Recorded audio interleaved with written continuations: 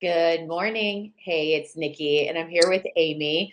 And for those of you that were with us last week, you heard our intro around, for years, Amy and I would spend time in roundtable sessions with leaders, or, we've played around with morning chats. Amy, what was that app again?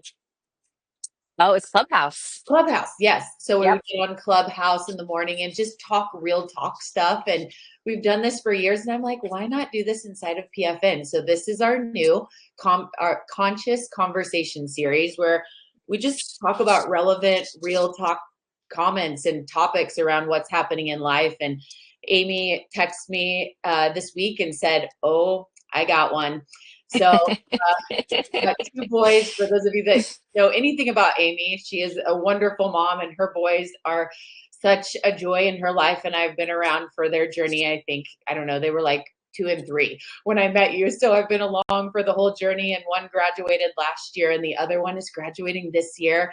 And she said, Mhm. I think we need to really lean into identity for our topic because I'm going through it. Braxton's about to graduate, and this mama is challenged right now, and I need to dive in deep. So, Amy, I'm going to turn it over to you to talk about this topic of identity and how that's showing up in your life right now. I know I did. By the way, for folks joining us, number one, like our conversations are not scripted. I think that's important to know that it's very much off the cuff. And I also text Nikki this morning and said, I might cry. Like, I just need you to know it's that season. And sometimes I don't know when it's going to sneak up on me. But this concept of identity, I think it's been relevant. I mean, for me, my whole life, and shout out to my Sandler roots because I had a chance to learn this concept of identity and role in Sandler. It's not a Sandler concept, but it's widely taught in Sandler. And learning that what we do is not who we are was really important for me to learn, early on in my career with my connection to Sandler. And, that gets tested, I think, as those things that we really identify closely with shift.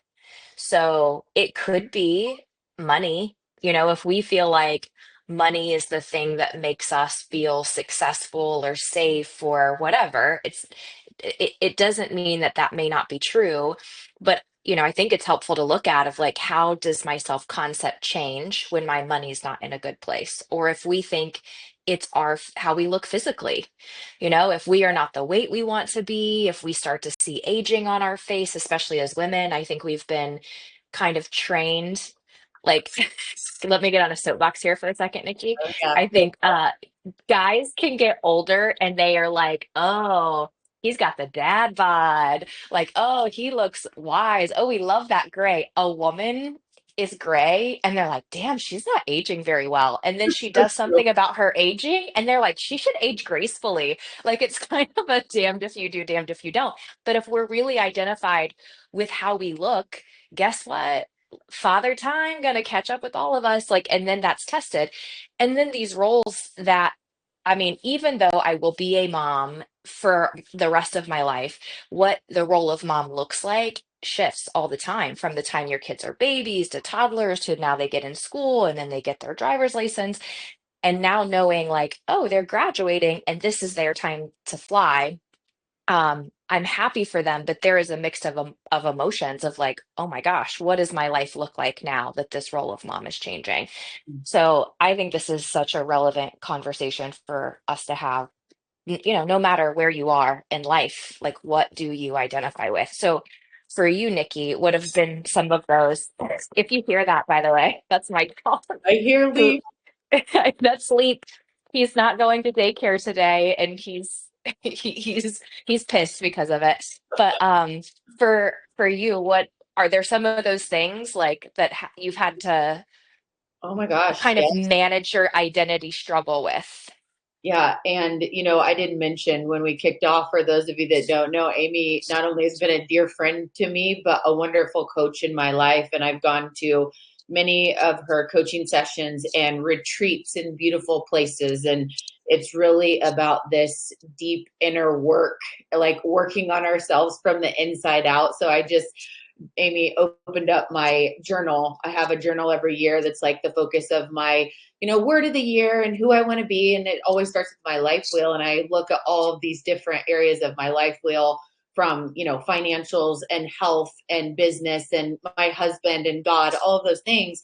And it just makes me think about the learning of being versus doing. I am wired to be the doer, right? And when I am doing, I am that feeling of like I am successful because I am doing. And but if I strip that away, the doing, like the weeks that I have a failure, right? And I embrace failure, right? Like I have this whole mantra with my team. We embrace failure, but still those weeks that having that failure happen, it's this struggle of am I still good at like but what I did, like am I still good? Am I still performing?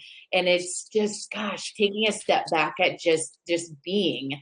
And so all of the areas of my life I'm seeing how this reflects, and it hit me hard on when you're talking about our looks. And right now I'm back on track with the gym, but when I'm not, I'm beating myself up. I'm having a hard time looking in the mirror sometimes, like gosh, these clothes fit tight, and beating myself up. And like, how do we separate that stuff? Mhm. So yes, so much is coming up for me with that. Kind of walk us through, for I guess everybody that's on right now, think about what's yours right now. What's your thing right now that really applies to you? And then Amy, talk to us about like how to like reframe this and get grounded in the being.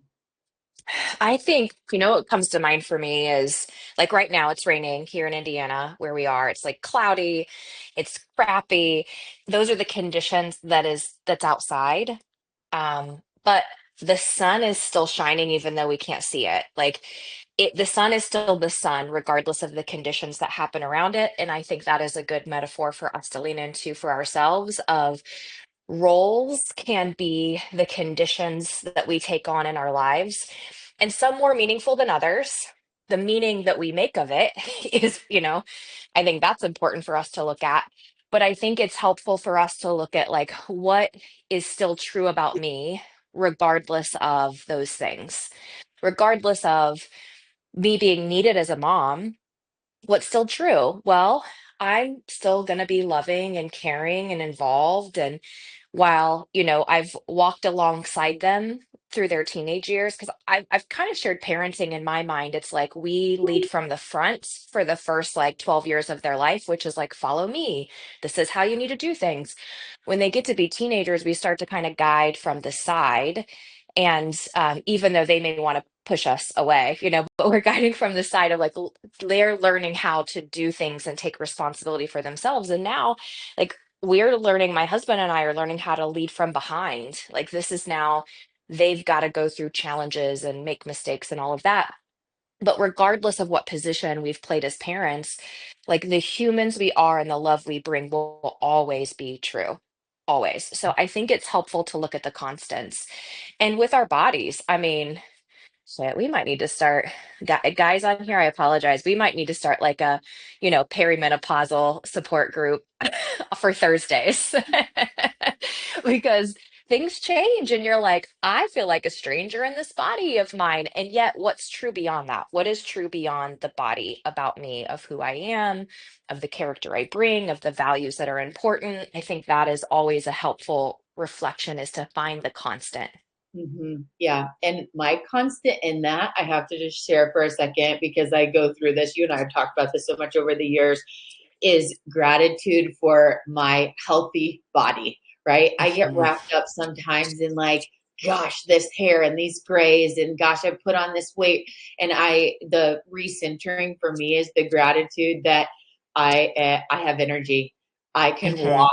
I have vibrancy, and what really matters, going back to what really matters, that I am enough. I have a healthy body. Like, why am I tied to these things? And what does that really mean to me? My inner peace should be tied to the fact that I'm so grateful that I can get up and I can run and I can walk and I can do the things that I want to do, not wrapped up in the things that are, where does that come from? That I'm so wrapped up in this versus, and then regrounding in the gratitude of what really matters.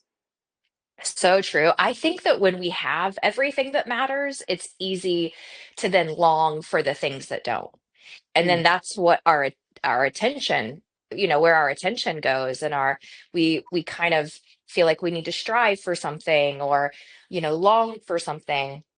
But the truth is, if the things that really matter went away or were disrupted, in any way, the only thing we would want is for that to be back. Uh-huh. So the other things I think are just a creative distraction from that gratitude. If it's easy to take our family for granted, but if anything happened to them, if they were sick or whatever, the only thing we would care about is getting that back. Easy to take our health for granted. But if anything happened with our health, we would just be like, God, I just want to feel good. So I love that practice you have of just reminding yourself, like, how freaking lucky am I? I've got a body, it does what it's supposed to. Like, I am fully functioning. I have both two hands and two feet, and to keep yourself reminded about what truly matters. Yeah. And that takes us back to last week. We were sharing some of our toolbox, tricks and tips and stuff that help us stay centered and grounded. And it's part of my morning routine every morning, doing a gratitude practice with one of my favorite content creators, following a meditation that's rooted in gratitude, starting your day that way and having a practice for it. But then also when things creep in and you walk past that mirror, the pants don't fit just the way, and you're starting to go down that, it's like, okay, hold on, recentering in that gratitude. So figuring out what that toolbox thing is for you.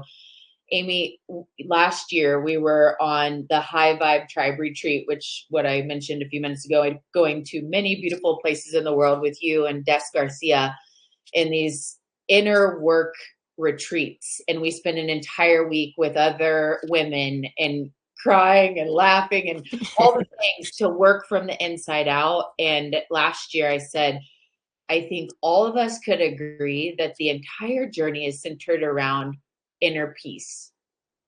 It's our journey of inner peace and what that is for us. And Amy, I'm going to let you take that for a second because I know that we had some depth around that. But how do you feel about, like, that is really the pursuit, right? I I see it that way, yes, of like what we are all longing for. And, I've been traveling around and doing a lot of keynote speaking this year. And something I ask to every crowd that I'm in front of is like, what kind of life do you want to live? And it does not matter. Like, I've talked to like construction dudes, who are like in there, arms crossed, like, why do I got to listen to this hippy dippy bullshit? And then like everything across the gamut.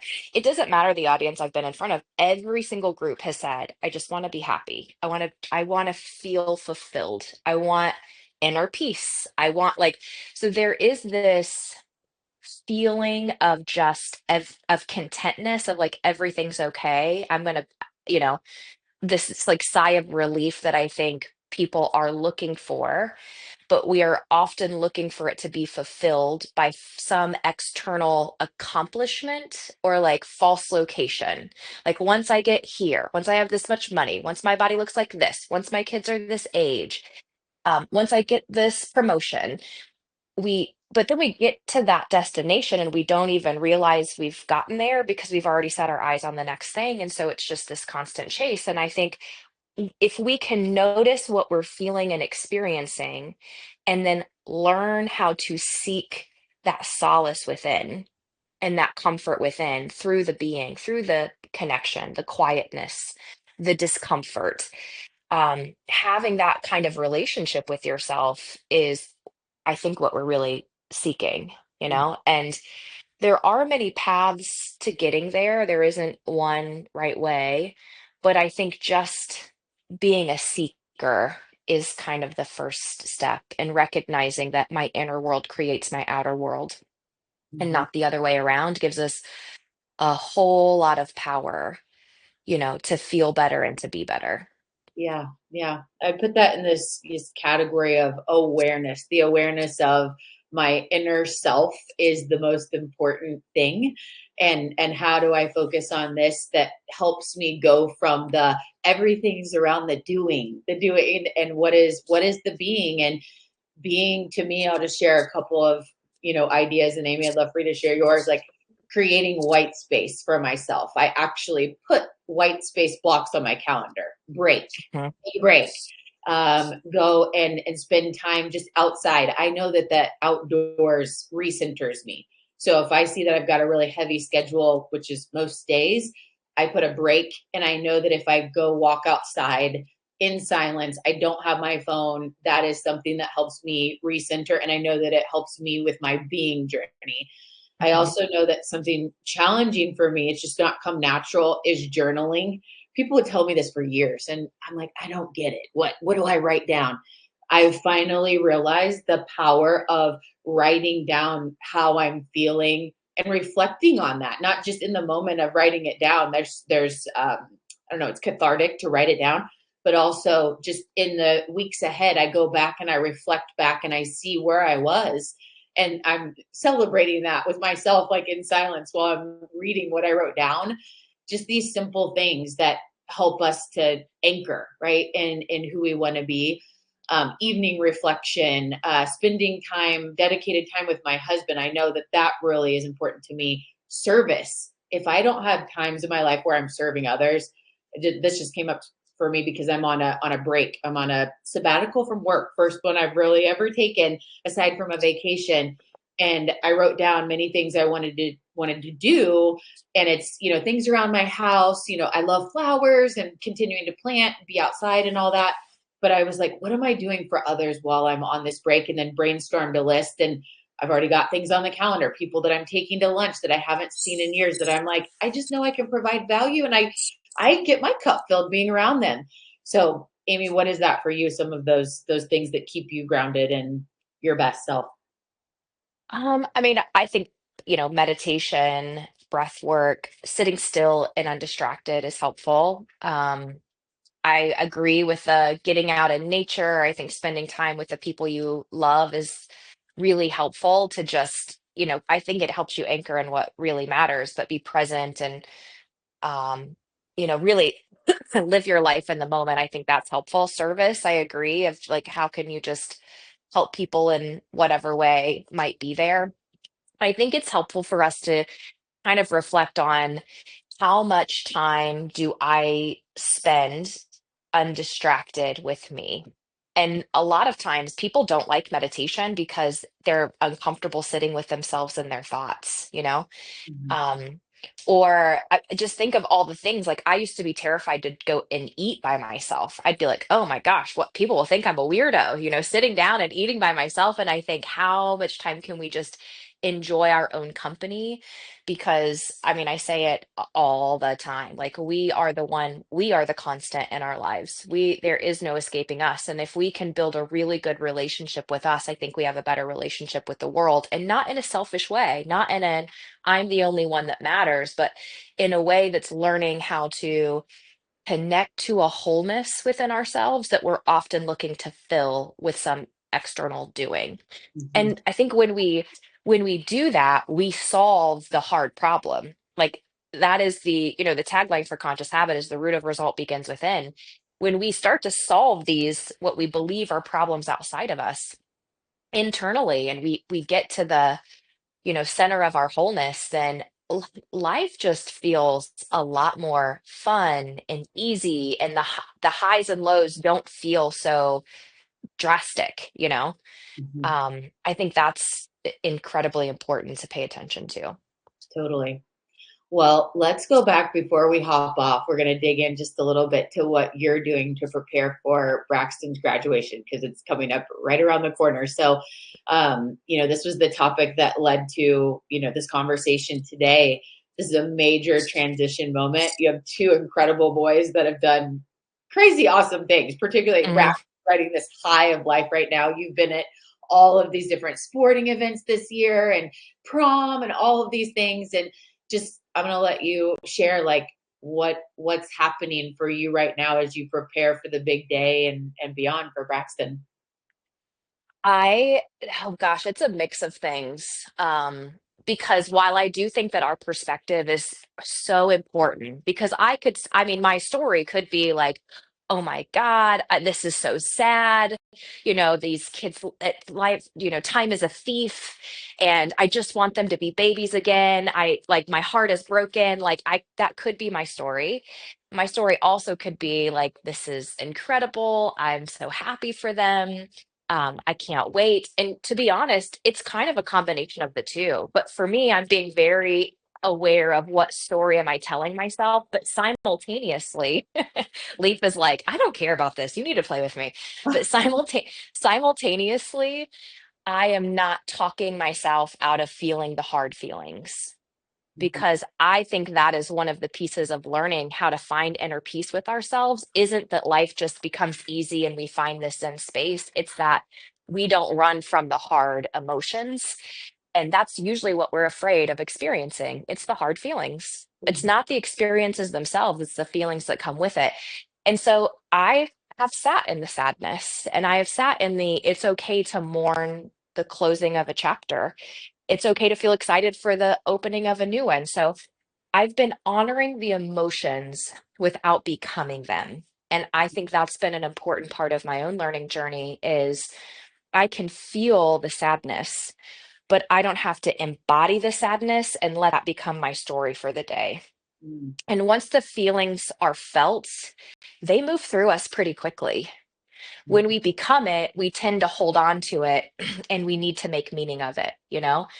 And Mhm. so, if you've ever read the book or even just heard of the book, The Body Keeps the Score, like not allowing ourselves to feel the emotions or playing, I call it whack-a-mole gratitude, where we have an emotion that comes up that wants to be felt, but we immediately go, but I should be so grateful.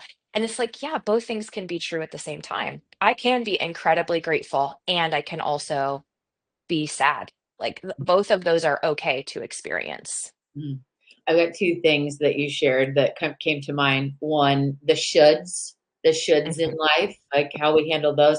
The other is two things can coexist at once.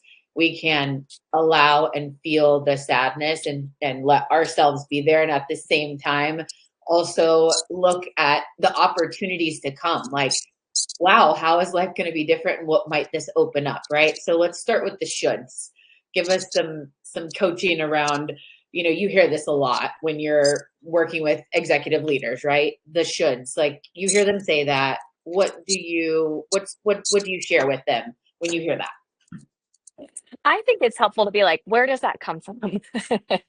Like where does that story come from? What happens if it's not true? What if the opposite were true? I think it's helpful for us to figure out what rule we've created for ourselves and then decide, does that rule work for me? And if not, I can rewrite it. If I'm the one who decided it was true, I'm the one who can also decide it's not true. I think that's incredibly helpful. And just as you kicked off, like, I think we really get ourselves stuck when we are in either or because we're painting ourselves into a corner. Like either this is true or this is true. So of course we're going to feel torn, but if we can even it's so simple that we often don't do it. If we can just ask our brain also and what else could be true too, it opens us up to possibility. I think that what we question, and what we're curious about, what we're aware about, and what we question allows us to find new answers. There's always additional answers there. I think that this, as soon as we're hell bent on one specific thing, our mind is completely closed to helping us solve the problem. That's good. I think about the shoulds, and I'm on this sabbatical coming off of. There was a challenge earlier this year, and I was very stressed, overwhelmed, and I started talking to my good old friend Chat GPT. How do I get through this? And one of the ideas was taking a sabbatical, and I'm like, what does that mean? Like, I've heard people do that. Like, what is that? And it doesn't have to be this half a year, 6 months. It could be a couple of weeks, and it's really about not necessarily travel. It could, but just stepping back and trusting that all things are being worked out and taken care of when you're not there, and just slowing down. And so Mhm. this came a few months ago, and here I am in this. And yesterday, a very sunny Monday, and I have, this journal planner. And for my day on Monday, let me look at my list. I'm pretty sure it had 17 things on it. Yep, 17 things for my day yesterday. And that was, I mean, there was one little work thing on there that I wanted to get done. Other than that, that's just my normal mode. Now, did I Mhm. have a great day yesterday? Yes. But I stopped myself to look at, this is my way of being. Like, okay, okay, should I take what can I do around this list of 17? Is this how I want to be? How can I plan out some breaks in that? But I'm just like noticing, even if it's work or not, I'm so wired for the doing. Now, it's such a mix for me because I got a lot of flowers planted. I picked up two Facebook Marketplace finds yesterday. Like those are the things I never do. It's like I wish I did that, and then I could save money and get cool things from, and I did. And it's this mix of, okay, do I need 17 things on the list? I'm also proud of what I got done and kind of learning how to unravel that while I'm on this sabbatical. So Hmm. definitely was shooting myself. Okay, I shouldn't have 17, but kind of that balance. But that's the life I'm in right now. We'll kind of see how the next week or two go. But it's Yeah, fun to unpack. I think it is. I think listen, nothing's right or wrong until we give it permission to be. And I think if we find ourselves arguing or like challenging our thinking, I think it's helpful to be like, oh, interesting. Where does that come from? Mhm. What is this giving to me? Like, what is that? Is this just my ego being shooting on me, or is this, a deeper being like asking for attention or to slow down? Like, what do I need today?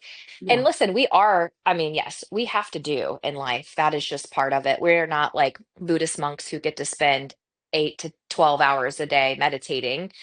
But I think having that happy balance of having a very good relationship with our being and Mhm. then knowing the doing. The way I've been describing it is like you are the cake. What you do is the icing. And Mm. if we have that relationship, I think it can be very healthy. If we think the doing is the cake, we are going to be really hungry. Mhm. So I just think it's interesting. None of it's good or bad. None of it is worth judgment. None of it needs to be a shooting on ourselves. And if we do, just I think, oh, that's interesting. Where did that come from? I think learning how to be neutral is part of being conscious, Yeah. just learning to be neutral and curious. Yeah. And the awareness of when I had that list, I stopped and looked at it for a second. I'm like, this is just how I am. There were some things that then did not get done on that list. At the end of the day, my husband and I were sitting on the deck last night. It was so pretty outside. And we had gotten a bunch done in the yard after he got off work. And I was like, this day was amazing. And that's it, right? That's it Mm, right there. It was a awesome day. I did not get everything done on the list. I did stop myself and looked at like, this is just who I am with this list thing and like trying to do a lot of things, but being present in the choices of what I'm saying yes to, what I'm saying no to, and all that. Well, Amy, we are coming to a wrap up here, and I think leaving on, well, first of all, just challenging all of us to think about the shoulds in our life. I think just pausing there to think about what is that for you, and just be aware when you're saying that I should do this, I shouldn't do that. Just being aware of that, and then moving to this coexistence of the topic that you brought up today around our identity and what you're going through around Braxton's graduation. And we talked about sitting in the sadness, allowing yourself to cry, taking a break, feeling the feelings, at the same time also looking at the possibilities and what's coming in the future. Can you close us out with like the coexist kind of way of thinking? mm, the also and the allowing yourself to feel what's coming through without being it. Yeah. I think that's yeah. One of my favorite people. I'm going to give a shout out to Corey Mascara, which he's on Instagram, and I get daily text messages from him. He's such a great teacher in this, just welcoming things in. And there's a great Rumi poem called "The Guest House." That essentially is it. I mean, I encourage you all to go like listen or look it up and read it. But essentially, it's like invite everything in, like whether it is good or bad or whatever, it all has purpose. And I think learning how to give ourselves the space to feel, not think our emotions. You cannot process your emotions purely through thinking. They've got to be felt in the body as well. And, but without it needing to become the whole story. I think that is incredibly healthy. I think it's physically healthy, it's emotionally healthy, it's mentally and spiritually healthy. And I think it allows us to trust ourselves to go through hard things when we do that too. So good. Thank you for reminding me about the guest house. I just pulled it up and I'm going to throw it in the hub in PFN for a little takeaway for everyone to start their day with that. Those that were here or those that missed this, but we'll have the recording. We'll be doing this every Tuesday. We're doing it on audio only because hey, I'm not ready to be camera ready right now. And that may have held me up, and others may have not hopped on if they had to be camera ready. And some people, it's 5 a.m. or whatever. So just come as you are. We'll see you next week. And Amy, have a great day. Thank you so much for this conversation. Thank you. See ya. Yeah.